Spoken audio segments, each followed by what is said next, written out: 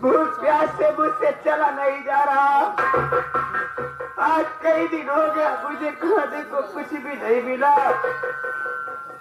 हर इस पापी संसार में अपना पेट भरना तो मुश्किल ही था।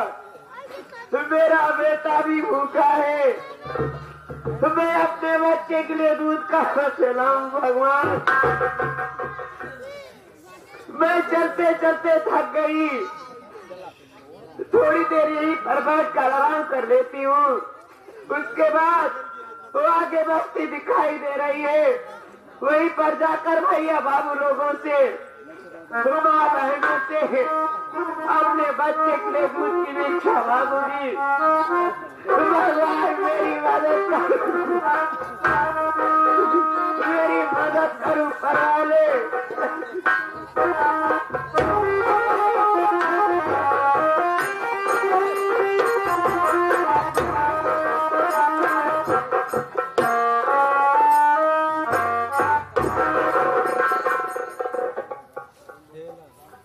या भगवान, ये मैं क्या देख रहा हूँ?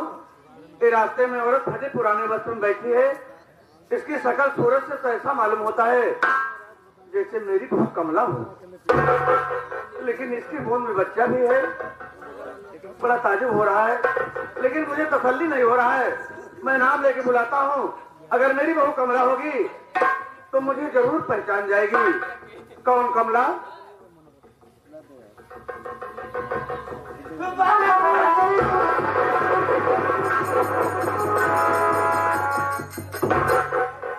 लेकिन बहू कमला, तेरी ये हालत और यहाँ बैठी है फटे पुराने वस्त्र में, ये गोद में किसका बच्चा है बहू? हाँ, ये आगे हमारे सुनील भैया मलावा मऊ से चल के आए हुए हैं। बच्चे के दूध के नप्पल के लिए पहले कह रहे हैं 10 रुपए लीजिए, दूध के लिए बाद में देंगे। अभी हाँ 11 रुपए का।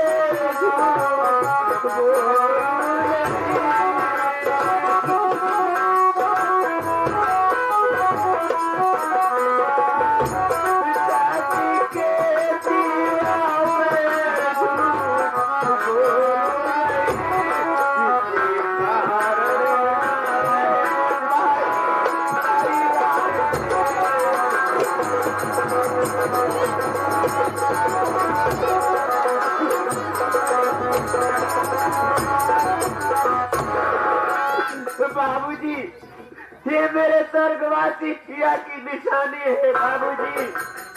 आज इसके कारण मेरी नैया मझधार में आए, जिसके कारण मैं परिवार में नहीं रहने पाई बाबूजी। ये मेरा बेटा है। हाँ, ये आगे हमारे हरी डीजे वाले के पिताजी की तरफ से दूध के लिए 31 रुपए का पुरस्कार आया। पार्टी की तरफ से धन्यवाद।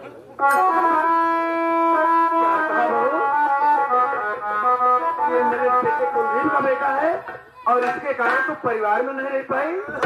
लेकिन बहू मेरी बात सुनो,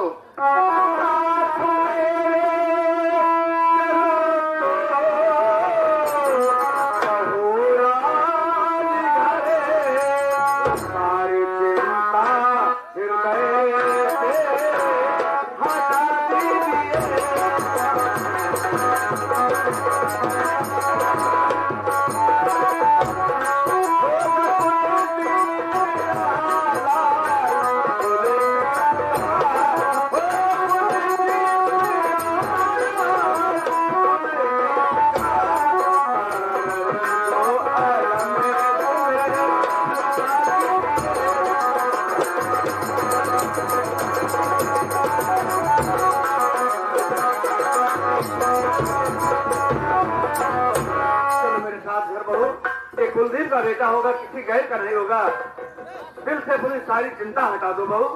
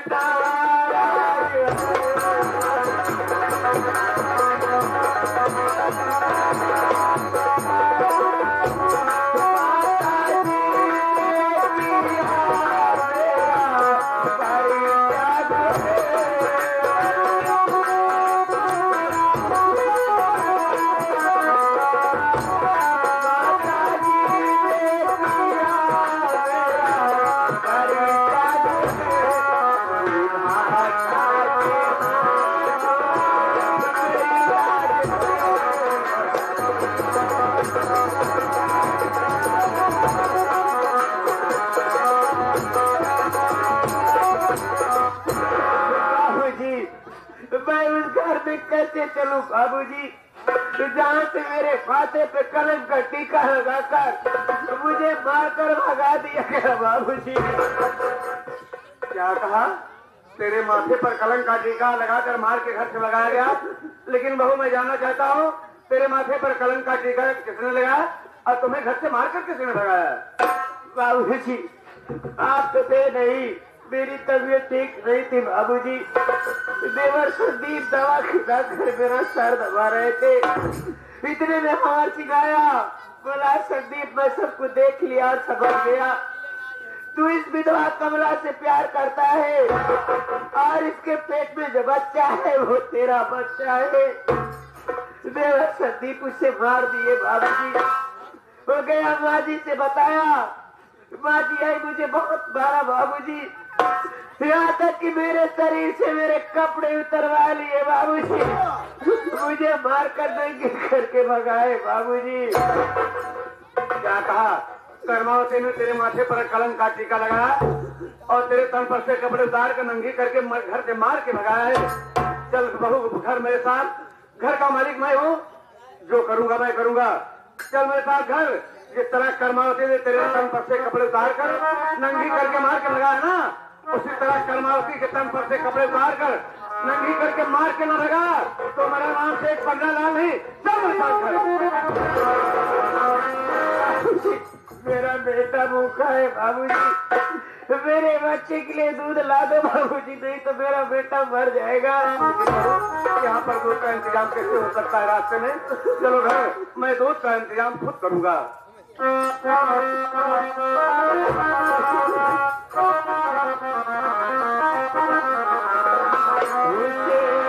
जैसा सही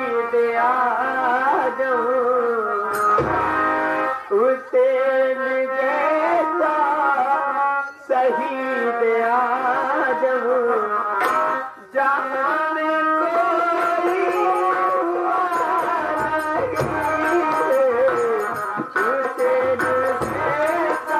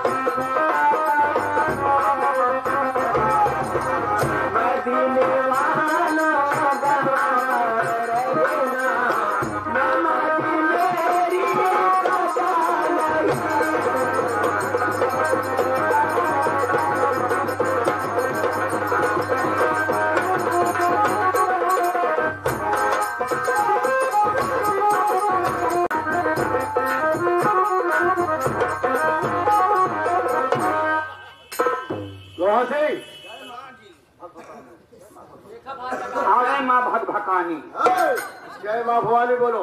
सरदार जी क्या खबर खबर है? खबर खबर नहीं है, खबर है। खबर यह है कि आज शहर का सबसे बड़ा सेठ आने वाला है और चलो हम लोग छुप कर बैठते और जब आएगा हम लोग उसे लूट लेंगे।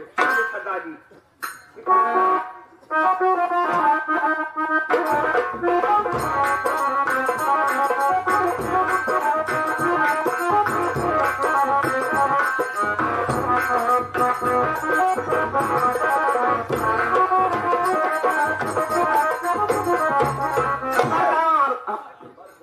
मेहमान, अरे हमार तो हाथ बहनोई। अरे मेहमान, हम छोटका था तो बड़का था। मेहमान बहुत बढ़िया करत हुआ आ गया। वादी डोका बरे गए हम साढ़ पकड़े ना साला संकार भेज। आज तो जवान पकड़े बाती ना बिना सिंह हमारा ले जा आराम से, चाहे खेते में जोता चाहे जहाँ ले गया। कहाँ जा रहा है? सरदार जब तू भवर सिंह के ना ढूंढ पाया, लेकिन बहन बड़े नेट पे लड़कियां हम ढूंढे है। अच्छा मेहमान तू बात करा डेराया जी त्योहार बरका सारे नहीं है। कहाँ लेने जा रहा है? क्या होगा साल? क्या सुषमा ये बता कि तेरे साथ कैसा इंसान है? भैया ये मेरे पति जी हैं, मैं शादी कर ली हूँ भैया। शादी कर ली? हाँ नौजवान इधर आओ। कौन हो? कहाँ के रहने वाले हो? या परमात्मा, बाबूजी पूछ रहे हैं कि ऐ नौजवान तेरा नाम क्या है और तू कहाँ का रहने वाला है? लेकिन मैं बाबूजी को देख रहा हूँ तो बाबूजी का चेहरा तो मेरे भैया से मिलता है। सुनिए बाबूजी।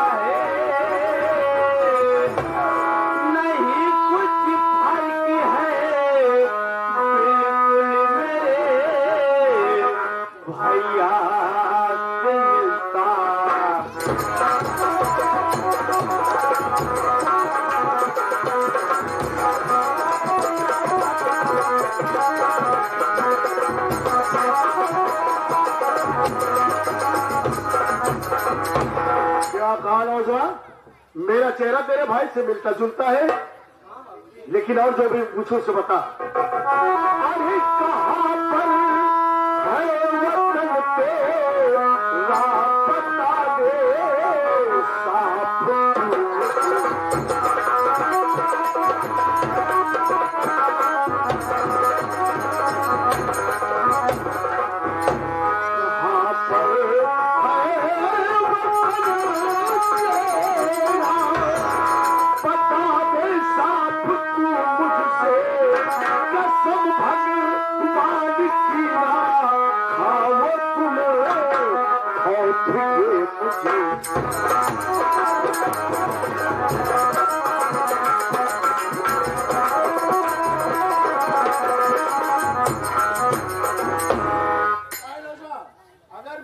तेरे भाई से मिलता जुलता है, ये बता कहाँ का रहने वाला है, तेरा क्या नाम है?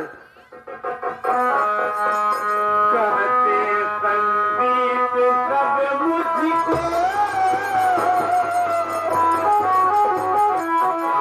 आत्मा मैं बाबूजी को अपना नाम बताया तो बाबूजी चौंक गए। आखिर बात क्या है मालिक? कहते संदीप सब मुझको, वतन है जामनगर मेरा, अब बताओ नाम अपना, व्याकुल है जिगर मेरा।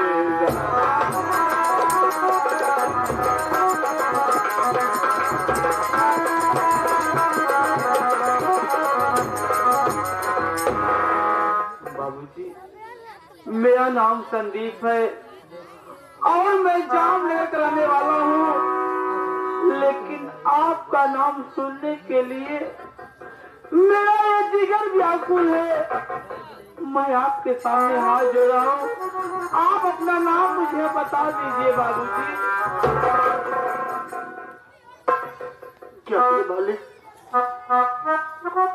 मैंने संदीप का नाम पूछा, ये अपना नाम संदीप बता रहा है और कह रहा है मैं जामनगर का रहने वाला हूँ।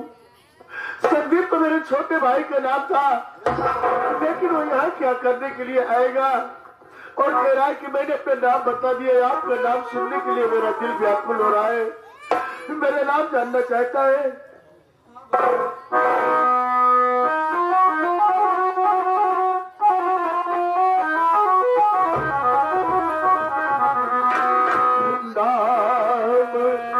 कुलदीप मेरा,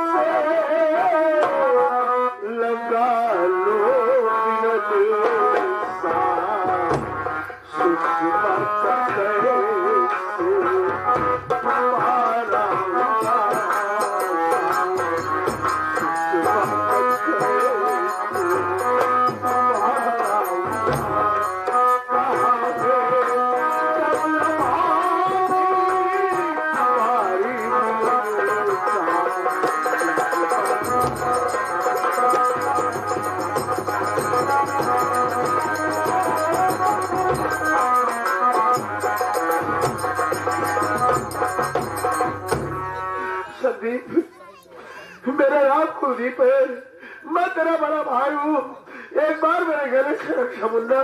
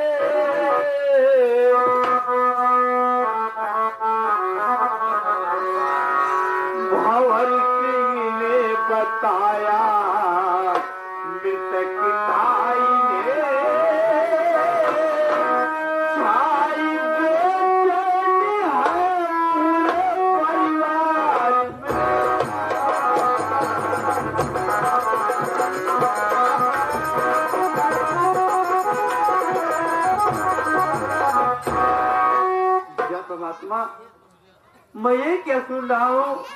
बाबूजी बता रहे हैं कि मेरा नाम कुलदीप है और मैं तेरा भाई हूँ और तेरी भाभी कमला कहाँ पर है। लेकिन इसके पहले भंवर सिंह बताया था कि तेरे भैया मर चुके हैं। जब मेरे भैया मर चुके हैं तो आप एक डाकू, आप मेरे भैया नहीं हो सकते। क्या मेरे मालिक, मैं से बता रहा हूँ मैं तेरा भाई कुलदीप हूँ, तो कह रहा है कि इसके पहले भंवर सिंह मुझे मृतक घोषित किया है कि मैं मर गया हूँ। मुन्ना नहीं, मुन्ना भर की चिंता होने की जानता है। वो भंवर सिंह हरामजादा अपने साथ जब मदद पुलिवा गया तो मेरे साथ क्या किया मैं बतला रहा हूँ।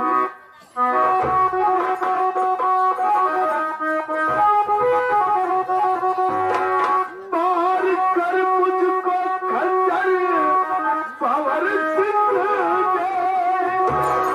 फेंक मुझको प्यासा दरियाओं में, अपनी किस्मत से मुन्ना जिंदा रहा।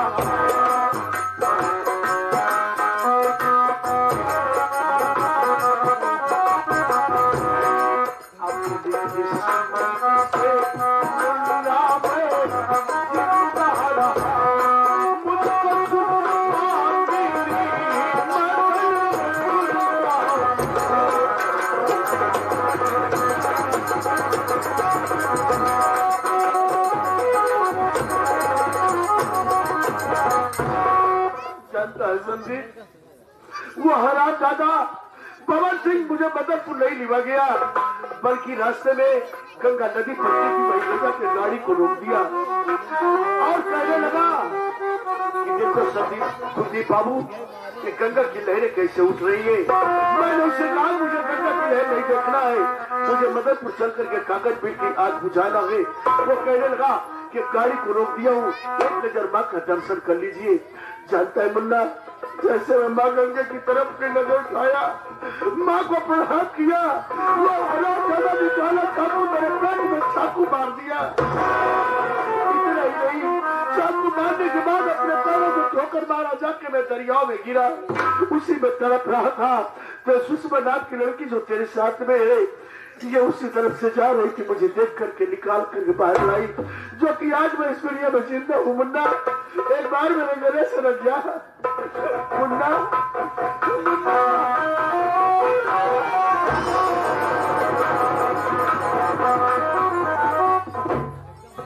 संदीप तेरे भाई, तो इस फटे पुरानी लिबास में यहाँ कहाँ टहल रहा है और तू अकेला, तेरी भाभी माँ कहाँ है? या परमात्मा, भैया भाभी माँ को पूछ रहे हैं। अरे मैं क्या जवाब दूं कि मेरी भाभी माँ कहाँ है, किस हाल में है। भैया जब आपको भंवर सिंह लिवाकर मदनपुर गया, वहां से आया तो बताने लगा कि मैं कार चला रहा था और कुलदीप भैया बैठे थे। अचानक कार और ट्रक से एक्सीडेंट हो गया और कार दरिया में चली गई और तेरे भैया उसी दरिया में डूब कर मर गए। भैया जब एक खबर घर से बताया तो अपने पूरे परिवार पे शोक छा गया। अरे भाभी माँ का तो रोते रोते बुरा हाल हो गया। एक दिन की बात है, भाभी माँ की तबीयत नहीं ठीक थी, बुखार हो रहा था। मैं दवा दूध पिलाने के बाद सर दबा रहा था। उसी वक्त भंवर सिंह पहुंचा और कहने लगा, बस संदीप, अरे मुझे सब कुछ मालूम हो गया। कहने के लिए तुम दोनों देवर भाभी हो, लेकिन सच्चाई ये है कि तू विधवा कमला से प्यार करता है। इतना ही नहीं भैया, जब आप मदनपुर गए थे उस वक्त भाभी माँ के पेट में आपका बच्चा पल रहा था। वो हरामखोर देखा तो कहने लगा, संदीप, ये किसी दूसरे का बच्चा नहीं है, ये तेरा बच्चा है। भैया मुझे गुस्सा आ गया और मैं भंवर सिंह को 2-4 हाथ मार दिया। वो हरामखोर माँ जी के पास गया और झूठी शिकायत बता दिया और माँ जी मेरी भाभी कमला को मार मार के घर से भगा दी। भैया जब मैं कॉलेज आया तो भाभी चिल्लाने लगा। भाभी कमला घर पे नहीं दिखी। तभी माँ जी आ गई और मेरे ऊपर वही झूठा इल्जाम लगाकर माँ ने मुझे बहुत बेरहमी से मारा। मार मार के मेरे बदन से कपड़े उतरवा कर मुझे भी घर से भगा दी। भैया घर से निकलने के बाद मैं भीख मांग मांग के गुजारा कर रहा हूँ। प्यास से मेरा गला सूखा जा रहा था। मुझे ऐसा लग रहा था कि अगर मुझे पानी नहीं मिलेगा तो मेरी जान चली जाएगी। मैं भटकते भटकते यही शिव जी के मंदिर गया और यहाँ पे सुषमा नाम लड़की थी। वो बेचारी मुझे पानी पिलाई और मेरी जान बच गई।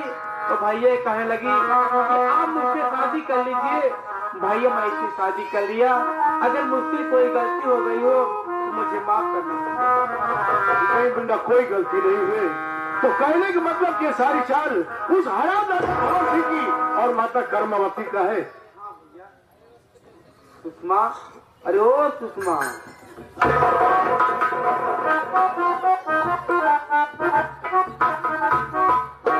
ये मेरे बड़े भैया हैं, जाकर पहुंच होके आशीर्वाद लें।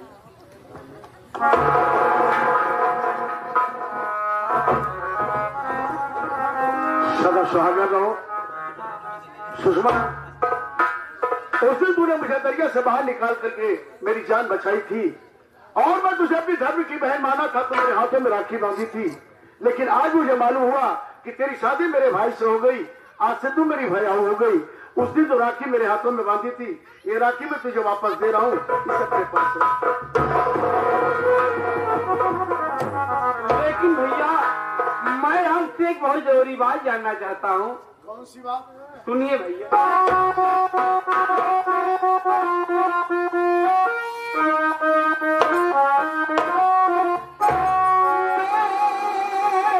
भैया आपकी कैसे डाकू बने मेरे भैया।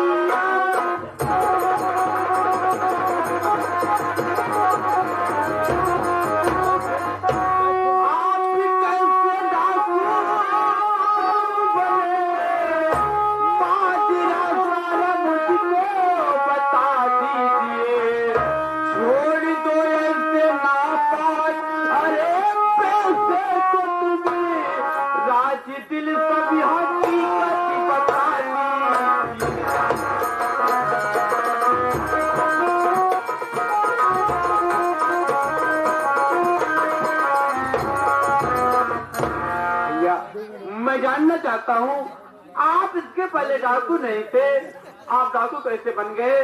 और आपसे मेरी विनती है भैया, ये नापाक पेशे को छोड़कर एक साधारण इंसान बन जाओ। क्या कहा मुन्ना कि आप इसके पहले डाकू नहीं थे, लेकिन आप डाकू क्यों बन गए और किसके लिए बन गए? जानना चाहता है? सुन मैं बता रहा हूँ।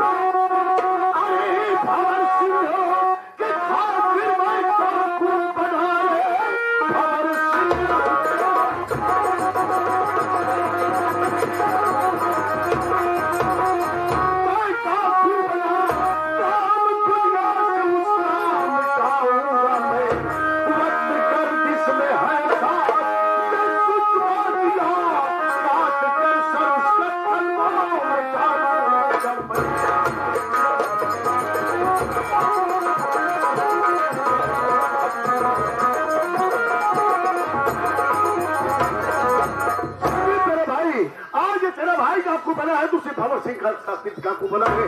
और मैं प्रतिज्ञा कर चुका हूँ कि जब तक हरामजादे का सर काट करके इसके कदमों में नहीं डाल दूंगा, तब तक मैं चैन की सांस नहीं लूंगा। और तू कह रहा है कि भैया नापाक पैसे को छोड़ करके साधारण इंसान बन जाओ। तो भैया आप भंवर सिंह के लिए डाकू बने हैं भैया, तो भैया उस हराम खोर भंवर सिंह को छोड़ना मत भैया। हम दोनों की जिंदगी बर्बाद कर दिया है। लेकिन भैया आज 3 दिन से हम दोनों प्राणी भूखे हैं, हम दोनों को रोटी खिला दीजिए भैया। क्या 3 दिन से भूखे हो, रोटी खाओगे? तो ठीक है, ऐसा है ये शिव जी का मंदिर छोड़कर कहीं मत जाना।